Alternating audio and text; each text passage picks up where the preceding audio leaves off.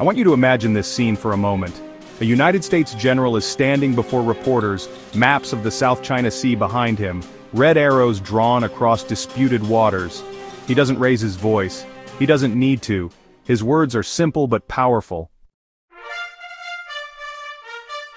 China underestimated the Philippines, and now, they've learned the hard way why this nation cannot be defeated. For decades, the Philippines has been seen as a small player in Asia, a country caught between great powers, surviving rather than leading. But in 2025, that narrative has been shattered. The Philippines is no longer the underdog, it's the nation rewriting the rulebook in one of the world's most dangerous regions. And the shocking truth? It's not sheer military might that makes the Philippines unstoppable. It's something far greater, something China never prepared for. The West Philippine Sea is one of the most contested waters on Earth. On one side, China boasts the world's largest navy, over 350 warships, massive Coast Guard vessels, and artificial islands fortified with runways and missiles. On the other side, the Philippines, with a fraction of those numbers, smaller ships and modest equipment. On paper this looks like a mismatch, but ask any US general who's worked alongside Filipinos, and they'll tell you, numbers don't tell the full story. Time and again, Filipino sailors and Coast Guard crews have faced down Chinese vessels many times their size. They've stood their ground in standoffs at Scarborough Shoal, Ayungin Shoal, and Mischief Reef, refusing to back down, even when water cannons and ramming tactics threatened their lives. This isn't just defense, this is defiance, the kind that turns the tide of history. So what exactly makes the Philippines undefeatable? First, resilience. For centuries, the Philippines has endured colonization, wars, and natural disasters, yet each time, it rose again. Filipinos carry this resilience into the seas. Chinese intimidation, blinding lasers, blasting horns, even dangerous blockades cannot shake their resolve. Second, allies. Unlike other nations facing China alone, the Philippines has something priceless: a network of powerful allies. The Mutual Defense Treaty with the United States means an attack on Philippine forces could bring American firepower into play. Add in partnerships with Japan, Australia, and even European navies, and suddenly the Philippines isn't isolated. It's backed by half the free world. Third, strategy over size. The Philippines doesn't try to match China ship for ship. Instead, it uses international law, diplomacy, and smart positioning. Every time a Philippine vessel stands its ground, it forces China into the spotlight, exposing its aggression and rallying global sympathy for Manila's cause. That's why US generals have been so vocal lately. They've seen how Filipino bravery can shift the balance of power. Let's rewind for a moment. In World War II, the Philippines was one of the fiercest battlefields in the Pacific. Japanese forces thought they could quickly overwhelm the islands. Instead, they encountered resistance so fierce that US General Douglas MacArthur himself declared, "I shall return." That spirit never died.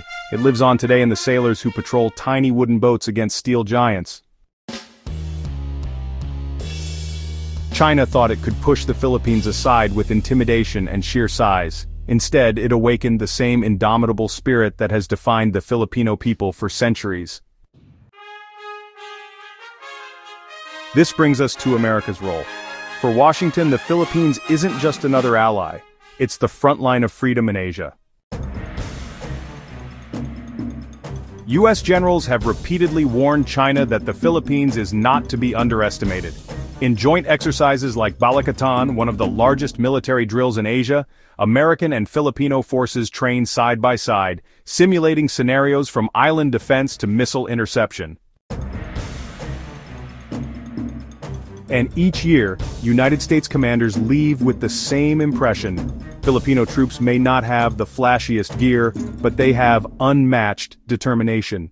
One general put it bluntly, "If you think you can intimidate Filipinos, you've never stood beside them in battle."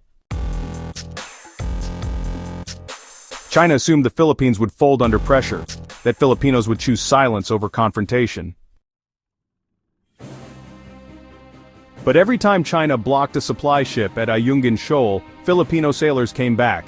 Every time they sprayed water cannons at a small wooden boat, that boat still delivered its supplies. In military terms, this is called psychological dominance, and, well, the Philippines has it. Because here's the truth. You just can't defeat people who refuse to give up. And this isn't just about two countries anymore, the world is watching. US generals are openly praising Filipino courage. Japanese defense ministers are pledging more cooperation. Even European navies, from France to Germany, are sending ships through the South China Sea in solidarity. Why? Well, because they see what China missed. The Philippines isn't weak. It's actually the spark that could rally the entire free world against authoritarian expansion. But beyond geopolitics, there's a human side too. The bravery of Filipino sailors isn't just about defending water and sandbars. It's about defending families, fishing rights, and livelihoods. Every standoff at sea is tied to real lives back home. That's why Filipinos fight so fiercely.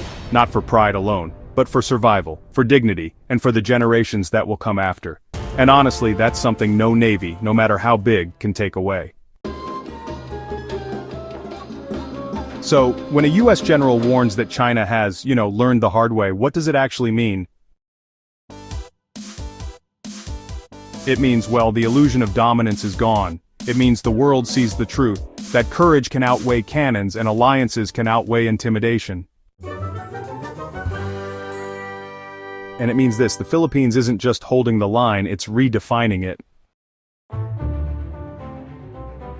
In the end, the Philippines can't be defeated for one simple reason. It doesn't stand alone, it stands with its people, it stands with its allies, and it stands with the truth, that freedom in Asia is worth defending.